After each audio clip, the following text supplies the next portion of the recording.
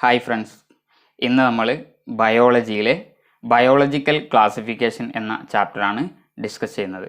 ഇന്നത്തെ ലെക്ചറിൽ നമ്മൾ പ്രധാനമായിട്ടും ഡിസ്കസ് ചെയ്യുന്നത് ക്ലാസിഫിക്കേഷൻ്റെ സിഗ്നിഫിക്കൻസ് എന്താണ്, എന്തിനാണ് ക്ലാസിഫിക്കേഷൻ നടത്തുന്നത്, അതുപോലെ തന്നെ ബയോളജിക്കൽ ക്ലാസിഫിക്കേഷൻ്റെ ഹിസ്റ്ററി, ഏതൊക്കെ സയൻറ്റിസ്റ്റ് ഏതൊക്കെ കാലഘട്ടങ്ങളിൽ എങ്ങനെയൊക്കെയാണ് ക്ലാസിഫിക്കേഷൻ നടത്തിയിട്ടുള്ളത്, അതുപോലെ ക്ലാസിഫിക്കേഷൻ നടത്താൻ വേണ്ടിയിട്ട് നമ്മൾ യൂസ് ചെയ്യുന്ന ക്രൈറ്റീരിയാസ് അല്ലെങ്കിൽ ഓർഗാനിസംസിൻ്റെ ഏതൊക്കെ ക്യാരക്ടേഴ്സിനെ ബേസ് ചെയ്തിട്ടാണ് ക്ലാസിഫിക്കേഷൻ നടത്തുന്നത്, ഇത്തരം കാര്യങ്ങളാണ് ഇന്ന് നമ്മൾ ഡിസ്കസ് ചെയ്യുന്നത്. ക്ലാസിഫിക്കേഷൻ ഏത് രീതിയിലാണ് അല്ലെങ്കിൽ ഏതൊക്കെ ക്യാരക്ടേഴ്സിനെ ബേസ് ചെയ്തിട്ടാണ് ക്ലാസിഫിക്കേഷൻ നടത്തുന്നത് എന്നതിനെ ബേസ് ചെയ്തിട്ട് ക്ലാസിഫിക്കേഷൻ നമുക്ക് പ്രധാനമായിട്ടും മൂന്നായിട്ട് ഡിവൈഡ് ചെയ്യാൻ പറ്റും. ഒന്നാമത്തേത് ആർട്ടിഫിഷ്യൽ സിസ്റ്റം ഓഫ് ക്ലാസിഫിക്കേഷനാണ് അല്ലേ. അതുപോലെ ആർട്ടിഫിഷ്യൽ സിസ്റ്റം ഓഫ് ക്ലാസിഫിക്കേഷനും, അതുപോലെ തന്നെ നാച്ചുറൽ സിസ്റ്റം ഓഫ് ക്ലാസിഫിക്കേഷനും, അതുപോലെ ഫൈലോജനറ്റിക് സിസ്റ്റം ഓഫ് ക്ലാസിഫിക്കേഷനും. ഇതിൽ ആർട്ടിഫിഷ്യൽ സിസ്റ്റം ഓഫ് ക്ലാസിഫിക്കേഷൻ എന്താണെന്ന് നോക്കാം അല്ലേ.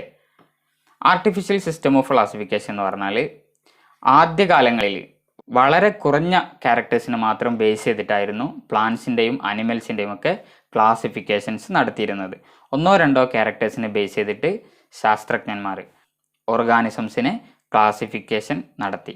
ഇങ്ങനെ വളരെ കുറഞ്ഞ ക്യാരക്ടേഴ്സ് മാത്രം ബേസ് ചെയ്തിട്ട് ഓർഗാനിസംസിനെ ക്ലാസിഫൈ ചെയ്യുന്നതിനാണ് നമ്മൾ ആർട്ടിഫിഷ്യൽ ക്ലാസിഫിക്കേഷൻ എന്ന് പറയുന്നത്. Plants are classified on the basis of 1 or 2 morphological characters, that is overall morphology is not considered. Morphology എന്ന് പറയുന്ന എക്സ്റ്റേണൽ ക്യാരക്ടേഴ്സ് നമ്മൾ കൺസിഡർ ചെയ്യുകയാണെങ്കിൽ, പ്ലാന്റ്സിൻ്റെ കേസിലാണെങ്കിൽ ഒരുപാട് ക്യാരക്ടേഴ്സ് നമ്മൾ കൺസിഡർ ചെയ്യണം അല്ലേ. ഇപ്പോൾ എക്സാമ്പിളായിട്ട് പറയുകയാണെങ്കിൽ പ്ലാന്റിൻ്റെ ഹെയ്റ്റ്, അതുപോലെ പ്ലാന്റിൻ്റെ ഫ്ലവറിൻ്റെ കളറ്, അതുപോലെ പ്ലാന്റിൻ്റെ ലീഫിൻ്റെ സ്ട്രക്ചർ, ഇങ്ങനെ ഒരുപാട് ക്യാരക്ടേഴ്സ് നമ്മൾ മോർഫോളജിയിൽ കൺസിഡർ ചെയ്യുന്നുണ്ട് അല്ലേ. പക്ഷേ ഈ മൊത്തം മോർഫോളജിയെ കൺസിഡർ ചെയ്യാതെ വളരെ കുറഞ്ഞ ഒന്നോ രണ്ടോ ക്യാരക്ടേഴ്സ് മാത്രം കൺസിഡർ ചെയ്തിട്ട് നമ്മൾ ക്ലാസിഫിക്കേഷൻ നടത്തുന്നതിനെയാണ് ആർട്ടിഫിഷ്യൽ ക്ലാസിഫിക്കേഷൻ എന്ന് നമ്മൾ പറയുന്നത്. It was adopted by Pliny the elder for animals on the basis of habitat. അതായത് പ്ലൈനി ദ എൽഡർ എന്ന് പറയുന്ന സയൻറ്റിസ്റ്റ് ഈ അനിമൽസിനെ ഇതുപോലെ ഒന്നോ രണ്ടോ ക്യാരക്ടേഴ്സ് മാത്രം ബേസ് ചെയ്തിട്ട്, അദ്ദേഹം ബേസ് ചെയ്തിട്ടുള്ളത് അവരുടെ ഹാബിറ്റാറ്റാണ് അല്ലേ. ഹാബിറ്റാറ്റിനെ ബേസ് ചെയ്തിട്ടാണ് പ്ലൈനി ദ എൽഡർ എന്ന് പറയുന്ന സയൻറ്റിസ്റ്റ് ക്ലാസിഫിക്കേഷൻ നടത്തിയിട്ടുള്ളത്. അപ്പോൾ അനിമൽസിനെ പ്ലൈനി ദ എൽഡർ എന്ന് പറയുന്ന സയൻറ്റിസ്റ്റ് അവരുടെ ഹാബിറ്റാറ്റിനെ ബേസ് ചെയ്തിട്ട് ക്ലാസിഫിക്കേഷൻ ചെയ്തു അല്ലേ, ക്ലാസിഫിക്കേഷൻ നടത്തി. ഈ ക്ലാസിഫിക്കേഷൻ ആർട്ടിഫിഷ്യൽ ക്ലാസിഫിക്കേഷൻ്റെ എക്സാമ്പിളാണ്. ഇനി അതുപോലെ തന്നെ ലിനേയസിൻ്റെ ക്ലാസിഫിക്കേഷൻ, കാൾ ലിനേയസ് എന്ന് പറയുന്ന സയൻറ്റിസ്റ്റ് അദ്ദേഹം പ്ലാന്റ്സിനെ ഇതുപോലെ ക്ലാസിഫൈ ചെയ്തു. ഒന്നോ രണ്ടോ ക്യാരക്ടേഴ്സിനെ മാത്രം ബേസ് ചെയ്തിട്ട്, വളരെ കുറഞ്ഞ ക്യാരക്ടേഴ്സിനെ മാത്രം ബേസ് ചെയ്തിട്ട് ലിനേയസ് പ്ലാന്റ്സിനെ ക്ലാസിഫൈ ചെയ്തതും ആർട്ടിഫിഷ്യൽ സിസ്റ്റം ഓഫ് ക്ലാസിഫിക്കേഷന് എക്സാമ്പിളാണ്. He classified plant kingdom into 24 classes on the basis of only 2 characters, stamens and style അല്ലേ. നമുക്കറിയാം മെയിൽ റീപ്രൊഡക്റ്റീവ് പാർട്ടിൻ്റെ, ഫ്ലവറിൻ്റെ മെയിൽ റീപ്രൊഡക്റ്റീവ് പാർട്ടാണ് സ്റ്റേമൻ എന്ന് പറയുന്നത് അല്ലേ. അതുപോലെ സ്റ്റൈൽ എന്ന് പറയുന്നത് ഫീമെയിൽ റീപ്രൊഡക്റ്റീവ് പാർട്ടാണ് അല്ലേ. ഈ രണ്ട് പാർട്ടിൻ്റെയും ക്യാരക്ടേഴ്സിനെ ബേസ് ചെയ്തിട്ട് മാത്രം കരോളസ് ലിനേയസ് എന്ന് പറയുന്ന സയൻറ്റിസ്റ്റ് പ്ലാന്റ്സിനെ 24 ക്ലാസ്സസ് ആയിട്ട് ക്ലാസിഫൈ ചെയ്തു അല്ലേ. In his book genera plantarum എന്ന് പറയുന്ന ബുക്കിലാണ് അദ്ദേഹം ഇത് പബ്ലിഷ് ചെയ്തിട്ടുള്ളത്. ജനറ പ്ലാന്റാരത്തിൻ്റെ ഒരു ഇമേജ് ഇവിടെ കാണിച്ചിട്ടുണ്ട് അല്ലേ. അതുപോലെ തന്നെ കരോളസ് ലിനേയസിൻ്റെ ഇമേജും നമുക്ക് കാണാവുന്നതാണ്. അപ്പോൾ നമ്മൾ ആർട്ടിഫിഷ്യൽ സിസ്റ്റം ഓഫ് ക്ലാസിഫിക്കേഷനിൽ വളരെ കുറച്ച് ഒന്നോ രണ്ടോ മാത്രം ക്യാരക്ടേഴ്സിനെ ബേസ് ചെയ്തിട്ടുള്ള ക്ലാസിഫിക്കേഷനാണ് നമ്മൾ ആർട്ടിഫിഷ്യൽ സിസ്റ്റം ഓഫ് ക്ലാസിഫിക്കേഷൻ എന്ന് പറയുന്നത്. പ്ലൈനി ദ എൽഡറിൻ്റെ അനിമൽസിൻ്റെ ക്ലാസിഫിക്കേഷൻ ഇതിനൊരു എക്സാമ്പിളാണ്. അദ്ദേഹം ഹാബിറ്റാറ്റിനെ മാത്രം ബേസ് ചെയ്തിട്ടാണ് അദ്ദേഹം ക്ലാസിഫിക്കേഷൻ നടത്തിയത്. അതുപോലെ തന്നെ കരോളസ് ലിനേയസിൻ്റെ പ്ലാന്റ്സിൻ്റെ ക്ലാസിഫിക്കേഷനും ഇതിന് എക്സാമ്പിളാണ് അല്ലേ. സ്റ്റേമൻസിൻ്റെയും അതുപോലെ സ്റ്റൈലിൻ്റെയും ഒക്കെ ക്യാരക്ടേഴ്സിനെ ബേസ് ചെയ്തിട്ടാണ് കരോളസ് ലിനേയസ് എന്ന് പറയുന്ന സയൻറ്റിസ്റ്റ് പ്ലാന്റ്സിനെ ക്ലാസിഫിക്കേഷൻ നടത്തിയത്. ഇതാണ് ഒന്നാമത്തെ സിസ്റ്റമായിട്ടുള്ള ആർട്ടിഫിഷ്യൽ സിസ്റ്റം ഓഫ് ക്ലാസിഫിക്കേഷൻ. ഇനി അടുത്ത സിസ്റ്റമാണ് natural system of classification. Natural സിസ്റ്റത്തിൽ കുറച്ചുകൂടി ക്യാരക്ടേഴ്സിനെ പരിഗണിച്ചിട്ടാണ് ക്ലാസിഫിക്കേഷൻ നടത്തുന്നത്. This system considers comparable study of A number of characters അല്ലേ. ആർട്ടിഫിഷ്യൽ സിസ്റ്റം ഓഫ് ക്ലാസിഫിക്കേഷനിൽ വളരെ കുറച്ച് ക്യാരക്ടേഴ്സിനെ മാത്രമേ പരിഗണിച്ചിരുന്നുള്ളൂ. എന്നാൽ നാച്ചുറൽ സിസ്റ്റം ഓഫ് ക്ലാസിഫിക്കേഷനിൽ കുറച്ചുകൂടി കൂടുതൽ ക്യാരക്ടേഴ്സിനെ പരിഗണിച്ചിട്ടുള്ള ഒരു സിസ്റ്റം ഓഫ് ക്ലാസിഫിക്കേഷൻ ആണ്. Classification was based on morphology, anatomy, cytology, physiology, ontogeny, biochemistry and taxonomy. അല്ലേ, നമ്മൾ പറഞ്ഞു ആർട്ടിഫിഷ്യൽ സിസ്റ്റം ഓഫ് ക്ലാസിഫിക്കേഷനിൽ നമ്മൾ വളരെ കുറഞ്ഞ ക്യാരക്ടേഴ്സ് മാത്രമേ യൂസ് ചെയ്തിട്ടുള്ളൂ അല്ലേ. എന്നാൽ ഈ നാച്ചുറൽ സിസ്റ്റം ഓഫ് ക്ലാസിഫിക്കേഷനിൽ മോർഫോളജി നമ്മൾ യൂസ് ചെയ്യുന്നുണ്ട്, അതുപോലെ അനാട്ടമി കൺസിഡർ ചെയ്യുന്നുണ്ട്, സൈറ്റോളജി സെല്ലിൻ്റെ സ്റ്റഡി അല്ലേ, സെല്ലിൻ്റെ സ്റ്റഡീനെയാണ് നമ്മൾ സൈറ്റോളജി എന്ന് പറയുന്നത് അല്ലേ, സെല്ലിൻ്റെ സ്റ്റഡിയെ നമ്മൾ കൺസിഡർ ചെയ്യുന്നുണ്ട്. അതുപോലെ physiology, ontogeny, bio chemistry, taxonomy, ഇതെല്ലാം കൺസിഡർ ചെയ്തിട്ടാണ് നാച്ചുറൽ സിസ്റ്റം ഓഫ് ക്ലാസിഫിക്കേഷൻ ഉള്ളത് അല്ലേ. അപ്പോൾ ഒന്നോ രണ്ടോ ക്യാരക്ടേഴ്സിനെ മാത്രം പരിഗണിക്കുന്നതിന് പകരം ഒരുപാട് ക്യാരക്ടേഴ്സിനെ പരിഗണിച്ചിട്ടാണ് നാച്ചുറൽ സിസ്റ്റം ഓഫ് ക്ലാസിഫിക്കേഷൻ നടന്നത് അല്ലേ. ഇനി നാച്ചുറൽ സിസ്റ്റം ഓഫ് ക്ലാസിഫിക്കേഷൻ്റെ മറ്റു പ്രോപ്പർട്ടീസ് എന്തൊക്കെയാണെന്ന് നോക്കാം അല്ലേ. It brings out natural similarities and dissimilarities and hence natural relationships among the organisms. നാച്ചുറലായിട്ട് കാണുന്ന സിമിലാരിറ്റീസും ഡിസിമിലാരിറ്റീസും എന്തൊക്കെയാണെന്ന് പഠിച്ചിട്ട് അതിനനുസരിച്ചിട്ടാണ് ഈ നാച്ചുറൽ സിസ്റ്റം ഓഫ് ക്ലാസിഫിക്കേഷനിൽ ക്ലാസിഫിക്കേഷൻ നടത്തുന്നത്. അതുകൊണ്ട് തന്നെ ഓർഗാനിസംസ് തമ്മിലുള്ള നാച്ചുറൽ റിലേഷൻഷിപ്പ് എന്തൊക്കെയാണെന്ന് നമുക്ക് ഈ നാച്ചുറൽ സിസ്റ്റം ഓഫ് ക്ലാസിഫിക്കേഷനിലൂടെ മനസ്സിലാക്കാൻ പറ്റും. This system was developed by Bentham and Hooker and called as Bentham and Hooker classification. Bentham Hooker എന്ന് പറയുന്ന സയൻറ്റിസ്റ്റാണ് ഇത് പ്രപ്പോസ് ചെയ്തിട്ടുള്ളത്. അതുകൊണ്ട് തന്നെ ഈ നാച്ചുറൽ സിസ്റ്റം ഓഫ് ക്ലാസിഫിക്കേഷനെ നമുക്ക് ബെന്തം ആൻഡ് ഹുക്കേഴ്സ് ക്ലാസിഫിക്കേഷൻ എന്നുകൂടി പറയാവുന്നതാണ്. അപ്പോൾ നമ്മൾ രണ്ട് ക്ലാസിഫിക്കേഷൻ സിസ്റ്റം പരിചയപ്പെട്ടു. ആദ്യത്തേത് ആർട്ടിഫിഷ്യൽ സിസ്റ്റം ഓഫ് ക്ലാസിഫിക്കേഷൻ ആണ്, അതിൽ കുറഞ്ഞ ക്യാരക്ടേഴ്സ് മാത്രമേ പരിഗണിച്ചിട്ടുള്ളൂ അല്ലേ. രണ്ടാമത് നമ്മൾ പരിചയപ്പെട്ടത് നാച്ചുറൽ സിസ്റ്റം ഓഫ് ക്ലാസിഫിക്കേഷൻ ആണ്. അത് നാച്ചുറൽ സിമിലാരിറ്റീസിനെയും ഡിസിമിലാരിറ്റീസിനെയൊക്കെ ബേസ് ചെയ്തിട്ടുള്ള ക്ലാസിഫിക്കേഷൻ ആണ്. അതുകൊണ്ട് തന്നെ ഓർഗാനിസംസ് തമ്മിലുള്ള നാച്ചുറൽ റിലേഷൻഷിപ്പും അതിലൂടെ നമുക്ക് മനസ്സിലാക്കാൻ പറ്റും. അത് പ്രപ്പോസ് ചെയ്തിട്ടുള്ളത് ബെന്തം ആൻഡ് ഹുക്കർ ആയതുകൊണ്ട് ബെന്തം ആൻഡ് ഹുക്കർ ക്ലാസിഫിക്കേഷൻ എന്നും നാച്ചുറൽ സിസ്റ്റം ഓഫ് ക്ലാസിഫിക്കേഷൻ അറിയപ്പെടുന്നുണ്ട്. ഇനി അടുത്ത സിസ്റ്റം ഓഫ് ക്ലാസിഫിക്കേഷൻ ആണ് phylogenetic system of classification. This system is based on evolutionary relationship of organisms. Phylogeny എന്ന് പറഞ്ഞാൽ, ഫൈലോജനി എന്ന് പറയുമ്പോൾ അതിൻ്റെ മീനിങ് ഫൈലോജനി എന്ന് പറഞ്ഞാൽ എവല്യൂഷണറി റിലേഷൻഷിപ്പ് എന്നാണ്.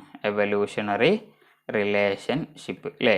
ഓർഗാനിസംസ് തമ്മിലുള്ള എവല്യൂഷണറി റിലേഷൻഷിപ്പിനെ പരിഗണിച്ചിട്ടുള്ള ക്ലാസിഫിക്കേഷനാണ് നമ്മൾ ഫൈലോജനറ്റിക് സിസ്റ്റം ഓഫ് ക്ലാസിഫിക്കേഷൻ എന്ന് പറയുന്നത്. In this system organisms are classified on the base of their evolution on earth from primitive to highly evolve. നമ്മളെല്ലാ ക്യാരക്ടേഴ്സിനെയും പരിഗണിക്കുന്നുണ്ട്, അതോടുകൂടെ തന്നെ അഡീഷണൽ ആയിട്ട് നമ്മൾ ഫൈലോജനിയെ നന്നായി പരിഗണിക്കുന്നുണ്ട് അല്ലേ. This classification is called Engler and Prantl classification and Hutchinson classification. ഈ പേരുകളിലൊക്കെ ഫൈലോജനറ്റിക് ക്ലാസിഫിക്കേഷൻ സിസ്റ്റം അറിയപ്പെടുന്നുണ്ട്. അപ്പം മൂന്നാമത്തെ ക്ലാസിഫിക്കേഷൻ സിസ്റ്റമാണ് ഫൈലോജനറ്റിക് സിസ്റ്റം ഓഫ് ക്ലാസിഫിക്കേഷൻ.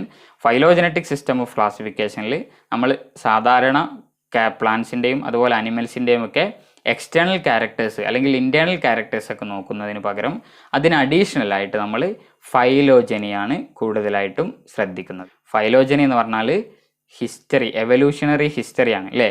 ഏതൊക്കെ ഓർഗാനിസംസ് ഇവോൾവ് ചെയ്തു, കോമൺ ആൻസസ്റ്റേഴ്സ്, ഓരോ ഓർഗാനിസംസിൻ്റെയും ആൻസസ്റ്റേഴ്സ് ആരൊക്കെയാണ് എന്നൊക്കെ നോക്കിയിട്ടുള്ള ക്ലാസിഫിക്കേഷനാണ് ഫൈലോജനറ്റിക് സിസ്റ്റം ഓഫ് ക്ലാസിഫിക്കേഷൻ.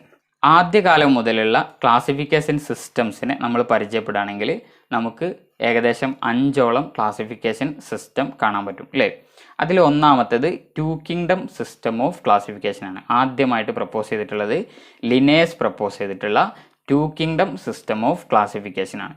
പിന്നീട് ഓർഗാനിസംസിൻ്റെ സ്റ്റഡീസ് കൂടുതൽ നടന്നപ്പോൾ 2 കിങ്ഡം സിസ്റ്റം ഓഫ് ക്ലാസിഫിക്കേഷനിൽ അദ്ദേഹം അവതരിപ്പിച്ചിട്ടുള്ള ഈ 2 ക്ലാസ്സുകൾ അല്ലെങ്കിൽ 2 ഗ്രൂപ്പുകൾ മൊത്തം ഓർഗാനിസംസിനെ ക്യാരക്ടറൈസ് ചെയ്യാൻ പറ്റാതെ വന്നപ്പം പിന്നീട് അതിലേക്ക് അഡീഷണൽ ആയിട്ട് ഓരോ ഗ്രൂപ്പുകൾ ആഡ് ചെയ്തിട്ട് വീണ്ടും ഈ ക്ലാസിഫിക്കേഷൻ സിസ്റ്റം ഡെവലപ്പ് ചെയ്ത് വന്നു അല്ലേ. അപ്പോൾ ഇങ്ങനെ ഡെവലപ്പ് ചെയ്ത് വന്നു അവസാനം 6 കിങ്ഡം ക്ലാസിഫിക്കേഷൻ വരെ ഇപ്പോൾ എത്തി നിൽക്കുന്നു. ഇങ്ങനെ ആദ്യത്തെ 2 കിങ്ഡം ക്ലാസിഫിക്കേഷനിൽ നിന്ന് അവസാനത്തെ 6 കിങ്ഡം ക്ലാസിഫിക്കേഷൻ വരെയുള്ള ഒരു ഹിസ്റ്ററി ഉണ്ട് അല്ലേ. സിസ്റ്റം ഓഫ് ക്ലാസിഫിക്കേഷൻസ് പല സിസ്റ്റം ഓഫ് ക്ലാസിഫിക്കേഷൻസ് ഉണ്ട്. അത് പല സയൻറ്റിസ്റ്റ് പ്രപ്പോസ് ചെയ്തതാണ്. ഏതൊക്കെയാണ് സിസ്റ്റംസ് ഓഫ് ക്ലാസിഫിക്കേഷൻ എന്ന് നമുക്ക് പരിചയപ്പെടാം. ഒന്നാമത്തേത് നമ്മൾ പറഞ്ഞു 2 കിങ്ഡം സിസ്റ്റം ഓഫ് ക്ലാസിഫിക്കേഷൻ ആണ്. 2 kingdom system of classification propose ചെയ്തിട്ടുള്ളത് ലിനേയസ് എന്ന് പറയുന്ന സയൻറ്റിസ്റ്റ് ആണ്. അദ്ദേഹം മൊത്തം ഓർഗാനിസംസിനെ പ്ലാന്റ്സ് എന്നും അതുപോലെ ആനിമൽസ് എന്നും, കിങ്ഡം പ്ലാന്റ്, കിങ്ഡം അനിമാലിയ എന്നീ 2 കിങ്ഡംസ് ആയിട്ടാണ് അദ്ദേഹം ക്ലാസിഫൈ ചെയ്തിട്ടുള്ളത്. ഇങ്ങനെ ക്ലാസിഫിക്കേഷൻ നടത്തുമ്പോൾ അതിനൊരുപാട് ഡ്രോബാക്സ് ഉണ്ടായിരുന്നു അല്ലേ? അതെന്തൊക്കെയാണ്? ഒന്നാമത്തേത് prokaryotes and eukaryotes were kept in the same group. അദ്ദേഹം ഇങ്ങനെ പ്ലാന്റ്സ്, അനിമൽസ് എന്നീ 2 ഗ്രൂപ്പുകൾ മാത്രം ഉണ്ടാക്കിയപ്പോൾ അതിൻ്റെ ആദ്യത്തെ ഡ്രോബാക്ക് എന്ന് പറയുന്നത് പ്രോകാരിയോട്ടിക് ഓർഗാനിസംസിനെയും അതുപോലെ യൂകാരിയോട്ടിക് ഓർഗാനിസംസിനെയും അദ്ദേഹം ഒരേ ഗ്രൂപ്പിലിട്ടു എന്നുള്ളതാണ് അല്ലേ? നമുക്കറിയാം പ്രോകാരിയോട്ടിക് ഓർഗാനിസംസ് എന്ന് പറഞ്ഞാൽ ട്രൂ ന്യൂക്ലിയസ് ഇല്ലാത്ത ഓർഗാനിസംസിനെയാണ് നമ്മൾ പ്രോകാരിയോട്ടിക് ഓർഗാനിസംസ് എന്ന് പറയുന്നത്. പ്രോകാരിയോട്ടിക് എന്ന് പറഞ്ഞാൽ ട്രൂ ന്യൂക്ലിയസ് ഇല്ലാത്തതാണ് അല്ലേ? ട്രൂ ന്യൂക്ലിയസ് ഉള്ളതിനെ, ന്യൂക്ലിയർ എൻവലപ്പൊക്കെ ഉള്ള, ന്യൂക്ലിയസിൻ്റെ എല്ലാ സവിശേഷതകളോടും കൂടിയ ന്യൂക്ലിയസ് ഉള്ള ഓർഗാനിസംസിനെയാണ് നമ്മൾ യൂകാരിയോട്സ് എന്ന് പറയുന്നത്. അപ്പോൾ ഇദ്ദേഹം യൂകാരിയോട്ടിക് ഓർഗാനിസംസിനെയും അതുപോലെ പ്രോകാരിയോട്ടിക് ഓർഗാനിസംസിനെയും ഒരേ ഗ്രൂപ്പിലിട്ടു. അതിന് എക്സാമ്പിളാണ് prokaryotic bacteria and cyanobacteria were placed under plant kingdom. Plant കിങ്ഡത്തിൻ്റെ അണ്ടറിലാണ് അദ്ദേഹം ഈ ബാക്ടീരിയനെയും അതുപോലെ സയനോ ബാക്ടീരിയനെയും ഒക്കെ പ്ലേസ് ചെയ്തിട്ടുള്ളത്. അപ്പോൾ പ്ലാന്റ് കിങ്ഡത്തിലെ എല്ലാ ഓർഗാനിസംസും, പ്ലാന്റ്സിലെ എല്ലാ ഓർഗാനിസംസും നമുക്കറിയാം യൂകാരിയോട്ടിക് ആണ് അല്ലേ? പ്ലാന്റ്സ് നമുക്ക് ഇപ്പോൾ അറിയാം പ്ലാന്റ്സ് യൂകാരിയോട്ടിക് ആണ്. ഈ യൂകാരിയോട്ടിക് ആയിട്ടുള്ള പ്ലാന്റ്സിൻ്റെ കൂടെയാണ് അദ്ദേഹം ബാക്ടീരിയനെയും അതുപോലെ സയനോ ബാക്ടീരിയനെയും ഒക്കെ പ്ലേസ് ചെയ്തിട്ടുള്ളത്. അതുകൊണ്ട് തന്നെ ഇത് ഈ 2 കിങ്ഡം സിസ്റ്റം ഓഫ് ക്ലാസിഫിക്കേഷൻ്റെ ഒരു ഡ്രോബാക്ക് ആയിട്ട് നമുക്ക് കാണാൻ പറ്റും അല്ലേ? ഇനി അടുത്ത ഡ്രോബാക്ക് എന്ന് പറയുന്നത് heterotrophs and autotrophs kept in the same group. അതായത് സ്വന്തമായിട്ട് ഭക്ഷണം ഉണ്ടാക്കാൻ കഴിവുള്ള ഓർഗാനിസംസിനെയാണ് നമ്മൾ ഓട്ടോട്രോഫ്സ് എന്ന് പറയുന്നത് അല്ലേ? ഓട്ടോട്രോഫ്സ് എന്ന് പറഞ്ഞാൽ സ്വന്തമായിട്ട് സൂര്യപ്രകാശത്തിൻ്റെയോ അല്ലെങ്കിൽ കെമിക്കൽ എനർജിയുടെ ഒക്കെ സഹായത്തോട് കൂടിയിട്ട് സ്വന്തമായി ഫുഡ് ഉണ്ടാക്കാൻ കഴിവുള്ള ഓർഗാനിസംസിനെയാണ് നമ്മൾ ഓട്ടോട്രോഫ്സ് എന്ന് പറയുന്നത്. അതുപോലെ അതിന് കഴിവില്ലാത്തവരാണ് നമ്മൾ ഹെട്രോട്രോഫ്സ് എന്ന് പറയുന്നത്. അപ്പോൾ ഇദ്ദേഹത്തിൻ്റെ ഈ 2 കിങ്ഡം സിസ്റ്റം ഓഫ് ക്ലാസിഫിക്കേഷനിൽ ലിനേയസ് എന്ന് പറയുന്ന സയൻറ്റിസ്റ്റ് ഓട്ടോട്രോഫ്സിനെയും അതുപോലെ ഹെട്രോട്രോഫ്സിനെയും ഒരേ ഗ്രൂപ്പിൽ ഉൾപ്പെടുത്തി. എക്സാമ്പിളായിട്ട് ഫംഗൈ, അതായത് ഹെട്രോട്രോഫ്സ് ആണ്. ഫംഗസ് എന്ന് പറയുന്നത് ഹെട്രോട്രോഫിക് ഓർഗാനിസമാണ്. അതിനെ വേർ പ്ലേസ്ഡ് വിത്ത് പ്ലാന്റ്സ്. ഫംഗസിനെ പ്ലാന്റിൻ്റെ കൂടെ ഉൾപ്പെടുത്തി. ആകെ അദ്ദേഹത്തിന് 2 ഗ്രൂപ്പേ ഉള്ളൂ അല്ലേ? ഒന്ന് കിങ്ഡം അനിമാലിയാണ്, ഒന്ന് കിങ്ഡം പ്ലാന്റെയാണ്. അപ്പോൾ ഇതിൽ ഫംഗസിനെ അദ്ദേഹം ഉൾപ്പെടുത്തിയിട്ടുള്ളത് പ്ലാന്റ്സിൻ്റെ കൂടെയാണ്. അതുകൊണ്ട് തന്നെ ഓട്ടോട്രോഫിക് ആയിട്ടുള്ള പ്ലാന്റ്സിനെ ഹെട്രോട്രോഫിക് ആയിട്ടുള്ള ഫംഗസിൻ്റെ കൂടെയാണ് അദ്ദേഹം ഗ്രൂപ്പിംഗ് നടത്തിയത് അല്ലേ? ഇതും ലിനേയസിൻ്റെ ക്ലാസിഫിക്കേഷൻ്റെ ഒരു ഡ്രോബാക്കാണ് എന്ന് നമുക്ക് പറയാൻ പറ്റും. 2 കിങ്ഡം ക്ലാസിഫിക്കേഷൻ്റെ അടുത്ത ഒരു ഡ്രോബാക്കാണ് unicellular and multicellular organisms kept in the same group അല്ലേ? യൂണിസെല്ലുലാർ ഓർഗാനിസം എന്ന് പറഞ്ഞാൽ സിംഗിൾ സെൽഡ് ഓർഗാനിസംസ് അല്ലേ? സിംഗിൾ സെൽഡ് ഓർഗാനിസംസിനാണ് നമ്മൾ യൂണിസെല്ലുലാർ ഓർഗാനിസംസ് എന്ന് പറയാം. എന്നാൽ ഒരുപാട് സെല്ലുള്ള ഓർഗാനിസംസിനാണ് മൾട്ടി സെല്ലുലാർ ഓർഗാനിസംസ് എന്ന് പറയാം അല്ലേ? അപ്പോൾ യൂണിസെല്ലുലാർ ഓർഗാനിസംസിനെയും മൾട്ടി സെല്ലുലാർ ഓർഗാനിസംസിനെയും ഒരേ ഗ്രൂപ്പിലിട്ടു എന്നതാണ് അടുത്ത ഡ്രോബാക്ക് അല്ലേ? Protozoans were placed in animal kingdom. Protozoans എന്ന് പറയുന്നത് യൂണിസെല്ലുലാർ ഓർഗാനിസംസ് ആണ്. ആനിമൽ കിങ്ഡത്തിലുള്ള അനിമൽസ് എല്ലാം മൾട്ടി സെല്ലുലാർ ഓർഗാനിസംസ് ആണ്. അപ്പോൾ ഈ യൂണിസെല്ലുലാർ ആയിട്ടുള്ള പ്രോട്ടോസോവൻസിനെ മൾട്ടി സെല്ലുലാർ ആയിട്ടുള്ള അനിമൽസിൻ്റെ കൂടെ അദ്ദേഹം പ്ലേസ് ചെയ്തു. Some lower organisms have characters of both plants and animals. എക്സാമ്പിളായിട്ട് യുഗ്ലീന അല്ലേ? It did not get a proper group. അതായത് അടുത്ത ഒരു ഡ്രോബാക്കാണ് ചില ഓർഗാനിസംസിന് പ്ലാന്റ്സിൻ്റെ ക്യാരക്ടേഴ്സ് ഉണ്ട്, അതുപോലെ തന്നെ അനിമൽസിൻ്റെ ക്യാരക്ടേഴ്സ് ഉണ്ട്. എക്സാമ്പിളായിട്ട് യുഗ്ലീനയിൽ നമ്മൾ ലൈറ്റിൻ്റെ പ്രസൻസിലാണെങ്കിൽ യുഗ്ലീന ഫോട്ടോ ഓട്ടോട്രോഫിക് ആണ്. അതായത് ലൈറ്റ് ഉപയോഗിച്ചിട്ട് യുഗ്ലീനക്ക് അതിൻ്റെ ഫോട്ടോ സിന്തസിസ് നടത്താൻ പറ്റും. ഫോട്ടോ ഓട്ടോട്രോഫിക് ആണ് അല്ലേ യുഗ്ലീന. എന്നാൽ ലൈറ്റ് ഇല്ലാത്ത സമയത്ത് യുഗ്ലീന ഹെട്രോട്രോഫിക്കായി മാറുന്നു. അപ്പോൾ യുഗ്ലീന പ്ലാന്റ്സിൻ്റെ ക്യാരക്ടറും കാണിക്കുന്നുണ്ട്, അതുപോലെ തന്നെ അനിമൽസിൻ്റെ ക്യാരക്ടറും കാണിക്കുന്നുണ്ട്. പക്ഷേ ലിനേഴ്സിൻ്റെ ക്ലാസിഫിക്കേഷനിൽ പ്ലാന്റ്സ് എന്ന് പറയുന്ന ഒരു ഗ്രൂപ്പും അനിമൽസ് എന്ന് പറയുന്ന മറ്റൊരു ഗ്രൂപ്പും മാത്രമേ ഉള്ളൂ. അപ്പോൾ യൂഗ്ലിനെ പോലത്തെ 2 ഗ്രൂപ്പിൻ്റെ ക്യാരക്ടേഴ്സും കാണിക്കുന്ന ഓർഗാനിസംസിന് പ്രത്യേകം ഒരു ഇടം ഈ ക്ലാസിഫിക്കേഷനിൽ ഇല്ലാതായി അല്ലേ. അതും ഒരു ഡ്രോബാക്ക് ആയിട്ട് നമുക്ക് പറയാൻ പറ്റും. ഇത്രയുമാണ് 2 കിങ്ഡം ക്ലാസിഫിക്കേഷൻ്റെ പ്രധാനപ്പെട്ട ഡ്രോബാക്സ്. അപ്പോൾ 2 കിങ്ഡം ക്ലാസിഫിക്കേഷൻ്റെ ഒന്നാമത്തെ ഡ്രോബാക്ക് നമ്മൾ പറഞ്ഞു, പ്രോ കാരിയോട്ടിക് ഓർഗാനിസംസും അതുപോലെ യു കാരിയോട്ടിക് ഓർഗാനിസംസും ഒരേ ഗ്രൂപ്പിൽ വന്നു എന്നുള്ളത് അല്ലേ. രണ്ടാമത്തത് യൂണിസെല്ലുലാർ ഓർഗാനിസംസും അതുപോലെ മൾട്ടി സെല്ലുലാർ ഓർഗാനിസംസും ഒരേ ഗ്രൂപ്പിലിട്ടു എന്നുള്ളത് അല്ലേ. മൂന്നാമത്തത് ഓട്ടോട്രോഫിക് ഓർഗാനിസംസും അതുപോലെ ഹെറ്ററോട്രോഫിക് ഓർഗാനിസംസിനും ഒരേ ഗ്രൂപ്പിൽ അദ്ദേഹം പ്ലേസ് ചെയ്തു അല്ലേ. നാലാമത്തത് യൂഗ്ലിനെ പോലത്തെ പ്ലാന്റ്സിൻ്റെയും അനിമൽസിൻ്റെയും രണ്ടിൻ്റെയും ക്യാരക്ടേഴ്സ് കാണിക്കുന്ന ഓർഗാനിസംസിന് പ്രത്യേകം ഒരു ഗ്രൂപ്പ് ഇല്ല എന്നുള്ളത് അല്ലേ. ഇത്രയുമാണ് ലിനേഴ്സിൻ്റെ 2 കിങ്ഡം ക്ലാസിഫിക്കേഷൻ്റെ ഡ്രോബാക്സ്. ലിനേഴ്സിൻ്റെ 2 കിങ്ഡം ക്ലാസിഫിക്കേഷൻ്റെ ഡ്രോബാക്സിനെ മറികടക്കാൻ വേണ്ടിയിട്ട് പ്രപ്പോസ് ചെയ്തിട്ടുള്ളതാണ് 3 കിങ്ഡം സിസ്റ്റം ഓഫ് ക്ലാസിഫിക്കേഷൻ അല്ലേ. 3 കിങ്ഡം സിസ്റ്റം ഓഫ് ക്ലാസിഫിക്കേഷനിൽ കിങ്ഡം പ്ലാന്റേക്കും കിങ്ഡം അനിമാലിയക്കും അഡീഷണലായിട്ട് കിങ്ഡം പ്രോട്ടിസ്റ്റ എന്ന് പറയുന്ന ഒരു കിങ്ഡം കൂടി ഈ 3 കിങ്ഡം സിസ്റ്റം ഓഫ് ക്ലാസിഫിക്കേഷനിൽ ഇൻട്രൊഡ്യൂസ് ചെയ്യപ്പെട്ടു അല്ലേ. ഇനി ഇതിൻ്റെ ഡ്രോബാക്സ് എന്തൊക്കെയാണെന്ന് നമുക്ക് നോക്കാം അല്ലേ. Kingdom protista included organisms with contrasting characters like cell walled and cell wall less organisms. സെൽവാളുള്ള ഓർഗാനിസംസ് ഉണ്ട്, അതുപോലെ സെൽവാൾ ഇല്ലാത്ത ഓർഗാനിസംസും ഈ പ്രോട്ടിസ്റ്റയിലുണ്ട്. അതുപോലെ തന്നെ photosynthetic and non photosynthetic organisms, സ്വന്തമായി ഫോട്ടോസിന്തസിസ് ചെയ്യാൻ പറ്റുന്ന ഓർഗാനിസംസും ഫോട്ടോസിന്തസിസ് നടത്താൻ പറ്റാത്ത ഓർഗാനിസംസും ഈ കിങ്ഡം പ്രോട്ടിസ്റ്റയിൽ വന്നു അല്ലേ. Unicellular and filamentous or mycelial organisms, unicellular organisms mycelial ഓർഗാനിസംസിൻ്റെ കൂടെ ഗ്രൂപ്പ് ചെയ്തു അല്ലേ. ഇതൊക്കെ ഈ 3 കിങ്ഡം ക്ലാസിഫിക്കേഷൻ്റെ ഡ്രോബാക്സ് ആണ്.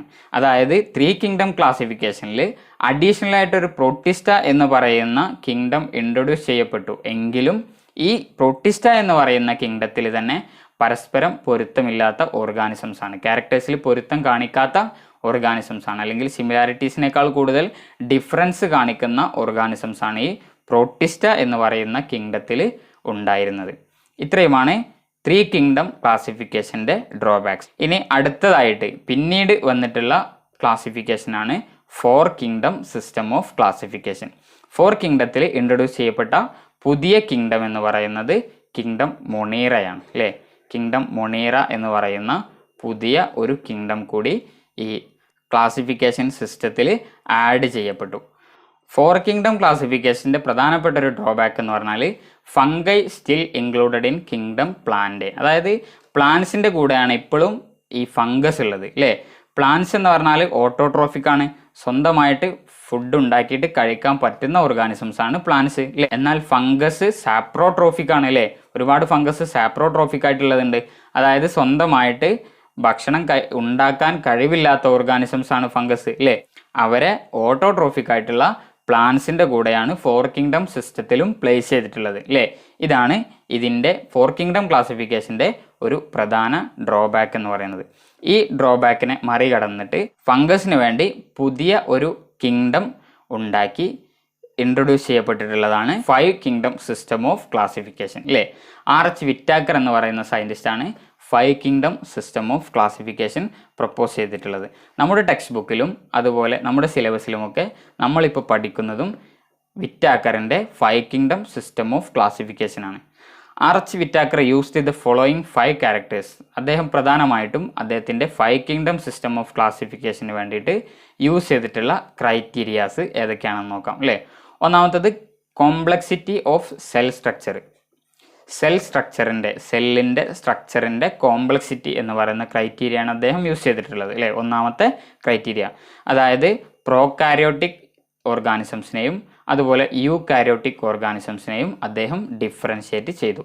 ഇനി രണ്ടാമത് അദ്ദേഹം യൂസ് ചെയ്തിട്ടുള്ളത് കോംപ്ലക്സിറ്റി ഓഫ് ബോഡി സ്ട്രക്ചറാണ്. ബോഡി യൂണിസെല്ലുലാർ ആണോ മൾട്ടി സെല്ലുലാർ ആണോ എന്നും അദ്ദേഹം ഒരു പ്രധാനപ്പെട്ട ക്യാരക്ടറായിട്ട് അദ്ദേഹം പരിഗണിച്ചു അല്ലേ. അതിനനുസരിച്ചിട്ടാണ് അദ്ദേഹം ക്ലാസിഫിക്കേഷൻ നടത്തിയിട്ടുള്ളത്. ഇനി അദ്ദേഹം യൂസ് ചെയ്തിട്ടുള്ള മൂന്നാമത്തെ ക്രൈറ്റീരിയ ആണ് മോഡ് ഓഫ് ന്യൂട്രീഷൻ എന്നുള്ളത് അല്ലേ. ഓട്ടോട്രോഫിക് ആണോ അതുപോലെ ഹെറ്ററോട്രോഫിക് ആണോ എന്നും അദ്ദേഹം ഓർഗാനിസംസിൻ്റെ ക്ലാസിഫിക്കേഷൻ നടത്തുന്ന സമയത്ത് പരിശോധിച്ചു. ഇനി നാലാമത്തേത് types of reproduction. Asexual reproduction ആണോ സെക്ഷൽ റീപ്രൊഡക്ഷൻ ആണോ ഓർഗാനിസംസ് നടത്തുന്നത് എന്നതിനെയും അദ്ദേഹം ക്ലാസിഫിക്കേഷൻ്റെ സമയത്ത് പരിഗണിച്ചു. ഇനി അടുത്തതായിട്ട് അദ്ദേഹം പരിഗണിച്ചിട്ടുള്ളത് ഫൈലോജനറ്റിക് റിലേഷൻഷിപ്സ് ആണ് അല്ലേ. അതായത് എവല്യൂഷനിൽ ഓർഗാനിസംസ് പരസ്പരം എങ്ങനെ ബന്ധപ്പെട്ടിരിക്കുന്നു എന്നുള്ളതും അദ്ദേഹത്തിൻ്റെ ക്ലാസിഫിക്കേഷൻ സമയത്ത് പരിഗണിച്ചു. ഇത്രയുമാണ് 5 കിങ്ഡം ക്ലാസിഫിക്കേഷൻ നടത്തിയ സമയത്ത് യൂസ് ചെയ്തിട്ടുള്ള ക്രൈറ്റീരിയാസ്. സാധാരണയായി എല്ലാ എക്സാമുകൾക്കും, അതായത് ബോർഡ് എക്സാമുകൾക്കും അതുപോലെ നീറ്റ് പോലത്തെ മെഡിക്കൽ എൻട്രൻസ് പരീക്ഷകൾക്കും ചോദിക്കുന്ന ഒരു ക്വസ്റ്റ്യനാണ് 5 കിങ്ഡം ക്ലാസിഫിക്കേഷനിൽ യൂസ് ചെയ്തിട്ടുള്ള ക്രൈറ്റീരിയാസ് ഏതൊക്കെയാണെന്നുള്ളത്. നമുക്കൊന്നുകൂടി പറയാം. 5 കിങ്ഡം സിസ്റ്റം ഓഫ് ക്ലാസിഫിക്കേഷനിൽ വിറ്റാക്കർ യൂസ് ചെയ്തിട്ടുള്ള 5 ക്രൈറ്റീരിയാസ് എന്ന് പറയുന്നത്, ഒന്നാമത്തേത് കോംപ്ലക്സിറ്റി ഓഫ് സെൽ സ്ട്രക്ചർ, അതുപോലെ complexity of body structure, mode of nutrition, types of reproduction, അതുപോലെ ഫൈലോജനറ്റിക് റിലേഷൻഷിപ്പ്. ഇത്രയുമാണ് 5 കിങ്ഡം ക്ലാസിഫിക്കേഷനിൽ യൂസ് ചെയ്യപ്പെട്ടിട്ടുള്ള ക്രൈറ്റീരിയാസ്. നമ്മുടെ ടെക്സ്റ്റ് ബുക്കിൽ ഒരു ടേബിൾ തന്നിട്ടുണ്ട് അല്ലേ, NCERT ടേബിൾ തന്നിട്ടുണ്ട്. അതിൽ ബ്രീഫായിട്ട് ഓരോ കിങ്ഡത്തിൻ്റെയും വിറ്റാക്കറിൻ്റെ 5 കിങ്ഡം ക്ലാസിഫിക്കേഷനിലെ ഓരോ കിങ്ഡത്തിൻ്റെയും ക്യാരക്ടേഴ്സ് വിശദീകരിച്ചിട്ടുണ്ട് അല്ലേ. ജസ്റ്റ് നമുക്കതൊന്ന് നോക്കാം. വിറ്റാക്കറിൻ്റെ ക്ലാസിഫിക്കേഷനിലെ കിങ്ഡംസ്, ഒന്നാമത്തത് kingdom Monera, 2 kingdom protista, 3 kingdom fungi, 4 kingdom plant and last kingdom Animalia അല്ലേ. ഇതിൽ സെൽ ടൈപ്പ് ഓരോന്നിലും എങ്ങനെയാണ് എന്നതാണ് ആദ്യം നമ്മൾ ഡിസ്കസ് ചെയ്യുന്നത് അല്ലേ. സെൽ ടൈപ്പ് മൊണീറയിലാണെങ്കിൽ പ്രോകാരിയോട്ടിക് സെല്ലാണ് ഉണ്ടാവുക അല്ലേ. പ്രോകാരിയോട്ടിക് സെൽ എന്ന് പറഞ്ഞാൽ ട്രൂ ന്യൂക്ലിയസ് ഇല്ലാത്ത സെല്ലിനെയാണ് നമ്മൾ പ്രോകാരിയോട്ടിക് സെൽ എന്ന് പറയുന്നത്. ഇനി മൊണീറ അല്ലാത്ത എല്ലാ കിങ്ഡംസും യൂക്കാരിയോട്ടിക് ഓർഗാനിസംസ് ആണ്. മൊണീറ അല്ലാത്ത ബാക്കി 4 കിങ്ഡംസിലും യൂക്കാരിയോട്ടിക് സെല്ലാണ്, അതുപോലെ യൂക്കാരിയോട്ടിക് ഓർഗാനിസംസ് ആണ്. ഇനി സെൽവാളിൻ്റെ ക്യാരക്ടർ അല്ലേ. മൊണീറയിലാണെങ്കിൽ നോൺ സെല്ലുലോസിക് സെൽവാളാണ്. പോളിസാക്കറൈഡും അമിനോ ആസിഡും ഒക്കെ ഉപയോഗിച്ചിട്ടുണ്ടാക്കിയിട്ടുള്ള നോൺ സെല്ലുലോസിക് സെൽവാളാണ് മൊണീറയിലുള്ളത്. ഇനി പ്രൊട്ടിസ്റ്റയിലാണെങ്കിൽ ചില ഓർഗാനിസംസിൽ സെൽവാളുണ്ട്, ചില ഓർഗാനിസംസിൽ സെൽവാൾ ഇല്ല അല്ലേ. ഇനി ഫംഗസിൻ്റെ കേസിൽ സെൽവാൾ ഉണ്ട്, പക്ഷെ സെൽവാൾ ഉണ്ടാക്കിയിട്ടുള്ളത് കൈറ്റിൻ ഉപയോഗിച്ചിട്ടാണ് അല്ലേ. അപ്പോൾ ഫംഗസിൽ സെൽവാളുണ്ട്, സെൽവാൾ ഉണ്ടാക്കിയിട്ടുള്ളത് കൈറ്റിൻ എന്ന് പറയുന്ന മെറ്റീരിയൽ ഉപയോഗിച്ചിട്ടാണ്. ഇനി പ്ലാന്റ്സിലാണെങ്കിൽ സെൽവാൾ ഉണ്ട്, അതുപോലെ സെല്ലുലോസിക് സെൽവാളാണുള്ളത്. സെല്ലുലോസ് ഉപയോഗിച്ചിട്ടാണ് സെൽവാൾ ഉണ്ടാക്കിയിട്ടുള്ളത്. എന്നാൽ അനിമൽസിൻ്റെ കേസിൽ സെൽവാൾ ഇല്ല അല്ലേ, സെൽവാൾ ആബ്സെൻ്റ് ആണ്. അപ്പോൾ മൊണീറയുടെ കേസിൽ നോൺ സെല്ലുലോസിക് സെൽവാളാണ്, അതുപോലെ ഫംഗസിൻ്റെ കേസിൽ സെൽവാൾ കൈറ്റിൻ ഉപയോഗിച്ചിട്ടാണ് ഉണ്ടാക്കിയിട്ടുള്ളത്. പ്ലാന്റ്സിൻ്റെ കേസിൽ സെല്ലുലോസിക് സെൽവാളാണുള്ളത് അല്ലേ. അനിമൽസിൻ്റെ കേസിൽ സെൽവാൾ ഇല്ല. അതുപോലെ പ്രൊട്ടിസ്റ്റയുടെ കേസിലാണെങ്കിൽ ചില ഓർഗാനിസംസിൽ സെൽവാൾ ഉണ്ട്, മറ്റു ചില ഓർഗാനിസംസിൽ സെൽവാൾ കാണപ്പെടുന്നില്ല അല്ലേ. ഇനി ന്യൂക്ലിയർ മെംബ്രെയിന് മൊണീറയിൽ ന്യൂക്ലിയർ മെംബ്രെയിൻ ഇല്ല, അല്ലാത്ത എല്ലാ കിങ്ഡംസിലും ന്യൂക്ലിയർ മെംബ്രെയിൻ പ്രസൻ്റ് ആണ് അല്ലേ. ബോഡി ഓർഗനൈസേഷൻ സെല്ലുലാർ ആണ് അല്ലേ, കാരണം യൂണി സെല്ലുലാർ ഓർഗാനിസംസ് ആണ് മൊണീറയും പ്രോട്ടിസ്റ്റയും ഒക്കെ അല്ലേ. മൊണീറയും പ്രോട്ടിസ്റ്റയും ഒക്കെ യൂണി സെല്ലുലാർ ഓർഗാനിസംസ് ആണ്, അതുകൊണ്ട് തന്നെ സെല്ലുലാർ ഓർഗനൈസേഷൻ ആണ്. ഇനി ഫംഗസിൻ്റെ കേസിൽ മൾട്ടി സെല്ലുലാർ അല്ലെങ്കിൽ ലൂസ് ടിഷ്യൂ എന്ന് പറയാം. എന്ന് പറഞ്ഞാൽ ഫംഗസിൻ്റെ കേസിൽ ഒരുപാട് സെൽസ് ഉണ്ട്, അതുകൊണ്ട് തന്നെ ഫംഗസിൻ്റെ കേസിൽ നമുക്ക് വേണമെങ്കിൽ മൾട്ടി സെല്ലുലാർ എന്ന് പറയാം, അല്ലെങ്കിൽ ലൂസ് ടിഷ്യൂ എന്നൊക്കെ പറയാം അല്ലേ. പ്ലാന്റ്സിൻ്റെ കേസിലാണെങ്കിൽ അവിടെ ടിഷ്യൂ ഫോം ചെയ്യുന്നുണ്ട്, അതുപോലെ ഓർഗൻസും ഫോം ചെയ്യുന്നുണ്ട് അല്ലേ. അനിമൽസിൻ്റെ കേസിലാണെങ്കിൽ ടിഷ്യൂ ഉണ്ട്, ഓർഗൻ ഉണ്ട്, അതുപോലെ ഓർഗൻ സിസ്റ്റംസും കാണപ്പെടുന്നുണ്ട്. ഇനി മോഡ് ഓഫ് ന്യൂട്രീഷൻ, അതായത് ഫുഡ് കഴിക്കുന്ന മോഡ് അല്ലേ. മൊണീറയുടെ കേസിലാണെങ്കിൽ autotrophic, chemosynthetic and photosynthetic and heterotrophic, saprophytic, parasitic, ഏകദേശം എല്ലാ ടൈപ്പ് ഓർഗാനിസംസും മൊണീറയിൽ കാണപ്പെടുന്നുണ്ട് അല്ലേ. ഓട്ടോട്രോഫിക് ഉണ്ട്, അതുപോലെ ഹെറ്ററോട്രോഫിക് ഉണ്ട്. ഓട്ടോട്രോഫിക്കിൽ തന്നെ ലൈറ്റ് യൂസ് ചെയ്തിട്ട് എനർജി ഉണ്ടാക്കുന്നതിനാണ് ഫോട്ടോസിന്തറ്റിക് എന്ന് പറയുന്നത് അല്ലേ. അതുപോലെ കെമിക്കൽ എനർജി ഉപയോഗിച്ചിട്ട് ഫുഡ് ക്രിയേറ്റ് ചെയ്യുന്നതിനാണ് കീമോസിന്തറ്റിക് എന്ന് പറയുന്നത്. അപ്പോൾ ഓട്ടോട്രോഫിക്കിൽ തന്നെ കീമോസിന്തറ്റിക് ഉണ്ട്, അതുപോലെ ഫോട്ടോസിന്തറ്റിക് ഓർഗാനിസംസും ഉണ്ട് അല്ലേ. ഇനി ഹെറ്ററോട്രോഫിക്കിൽ തന്നെ സാപ്രോഫൈറ്റിക് ഉണ്ട്, അതുപോലെ പാരാസെറ്റിക് ഉണ്ട്. സാപ്രോഫൈറ്റിക് എന്ന് പറഞ്ഞാൽ ഡെഡ് ആൻഡ് ഡീക്കേയിങ് മാറ്ററിൽ ഫീഡ് ചെയ്യുന്നതിനാണ് നമ്മൾ സാപ്രോഫൈറ്റിക് എന്ന് പറയുന്നത്. ഡെഡ് ആൻഡ് ഡീക്കേയിങ് മാറ്ററിൽ ഫീഡ് ചെയ്യുന്നതിനാണ് നമ്മൾ സാപ്രോഫൈറ്റിക് എന്ന് പറയുന്നത് അല്ലേ. അപ്പോൾ സാപ്രോഫൈറ്റിക് ഉണ്ട്, അതുപോലെ പാരാസൈറ്റിക് ഉണ്ട്. പാരാസൈറ്റിക് എന്ന് പറഞ്ഞാൽ മറ്റു ഓർഗാനിസംസിനെ ഡിപ്പെൻഡ് ചെയ്ത് ജീവിക്കുന്ന ഓർഗാനിസംസിനാണ് നമ്മൾ പാരാസൈറ്റ്സ് എന്ന് പറയുന്നത് അല്ലേ. അപ്പോൾ മൊണീറയുടെ കേസിൽ എല്ലാം ഉണ്ട് അല്ലേ. ഇനി പ്രൊട്ടിസ്റ്റയിലാണെങ്കിൽ ഓട്ടോട്രോഫിക് ഉണ്ട്, അതുപോലെ ഹെട്രോട്രോഫിക്കും ഉണ്ട് അല്ലേ. ഫംഗസിൻ്റെ കേസിലാണെങ്കിൽ ഹെട്രോട്രോഫിക് മാത്രമേ ഉള്ളൂ. അത് സാപ്രോഫിറ്റിക് ആവാം അല്ലെങ്കിൽ പാരാസിറ്റിക് ആവാം അല്ലേ. ഇനി പ്ലാന്റ്സ് എല്ലാം ഓട്ടോട്രോഫിക് ആണ്. പ്ലാന്റ്സിന് സ്വന്തമായിട്ട് ഫുഡ് ഉണ്ടാക്കാൻ പറ്റും. അതുതന്നെ ഫോട്ടോസിന്തറ്റിക് ആണ് അല്ലേ. ലൈറ്റ് യൂസ് ചെയ്തിട്ടാണ് പ്ലാന്റ്സ് ഫുഡ് നിർമ്മിക്കുന്നത്. അനിമൽസിൻ്റെ കേസിലാണെങ്കിൽ ഹെട്രോട്രോഫിക് മാത്രമേ ഉള്ളൂ അല്ലേ. അത് ഹോളോസോയിക് ആവാം അല്ലെങ്കിൽ സാപ്രോഫിറ്റിക് ആവാം. ഹോളോസോയിക് എന്ന് പറഞ്ഞാൽ എൻഗൾഫിങ്, ഫുഡ് എൻഗൾഫ് ചെയ്യുന്ന ജീവികളെയാണ് നമ്മൾ ഹോളോസോയിക് എന്ന് പറയുന്നത് അല്ലേ. അതുപോലെ സാപ്രോഫൈറ്റിക് ഉണ്ട്. അപ്പോൾ നമ്മളിവിടെ കുറച്ച് ടേംസ് പഠിച്ചു അല്ലേ. ഏതൊക്കെയാണ്? ഫോട്ടോസിന്തറ്റിക്, അതുപോലെ കീമോസിന്തറ്റിക്,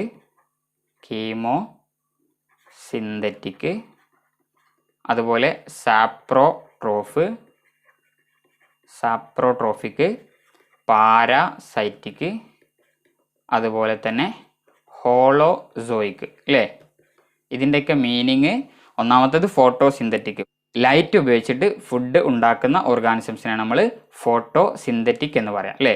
കീമോസിന്തറ്റിക് എന്ന് പറഞ്ഞാൽ കെമിക്കൽ എനർജി യൂസ് ചെയ്തിട്ട് ഫുഡ് ഉണ്ടാക്കുന്ന ഓർഗാനിസംസിനാണ് കീമോസിന്തറ്റിക് എന്ന് പറയാം. അതുപോലെ സാപ്രോട്രോഫിക് എന്ന് പറഞ്ഞാൽ ഡെഡ് ആൻഡ് ഡിക്കേയിങ് മാറ്ററിൽ ഫീഡ് ചെയ്യുന്നതിനാണ് സാപ്രോട്രോഫിക് എന്ന് പറയാം. പാരാസൈറ്റിക് എന്ന് പറഞ്ഞാൽ മറ്റു ഓർഗാനിസംസിനെ ഡിപ്പെൻഡ് ചെയ്തിട്ട് അവരിൽ നിന്ന് ഫീഡ് ചെയ്തിട്ട് ജീവിക്കുന്ന ഓർഗാനിസംസിനാണ് നമ്മൾ പാരാസൈറ്റിക് എന്ന് പറയാം. അതുപോലെ ഫുഡ് എൻഗൾഫ് ചെയ്തിട്ട് ഫീഡ് ചെയ്യുന്ന ഓർഗാനിസംസിനാണ് നമ്മൾ ഹോളോസോയിക് എന്ന് പറയുന്നത്. ഈ ടേംസ് ഒക്കെ ഓർത്ത് വെക്കുന്നത് നന്നായിരിക്കും അല്ലേ. അപ്പോൾ ഇത്രയുമാണ് 5 കിങ്ഡം ക്ലാസിഫിക്കേഷനിലെ ഗ്രൂപ്പുകളുടെ ക്യാരക്ടേഴ്സ്. അപ്പോൾ ഇന്ന് നമ്മൾ ഡിസ്കസ് ചെയ്തിട്ടുള്ളത്, ആദ്യമായിട്ട് നമ്മൾ ആർട്ടിഫിഷ്യൽ സിസ്റ്റം ഓഫ് ക്ലാസിഫിക്കേഷൻ എന്താണ്, നാച്ചുറൽ സിസ്റ്റം ഓഫ് ക്ലാസിഫിക്കേഷൻ എന്താണ്, അതുപോലെ ഫൈലോജനറ്റിക് സിസ്റ്റം ഓഫ് ക്ലാസിഫിക്കേഷൻ എന്താണെന്ന് ഡിസ്കസ് ചെയ്തു അല്ലേ.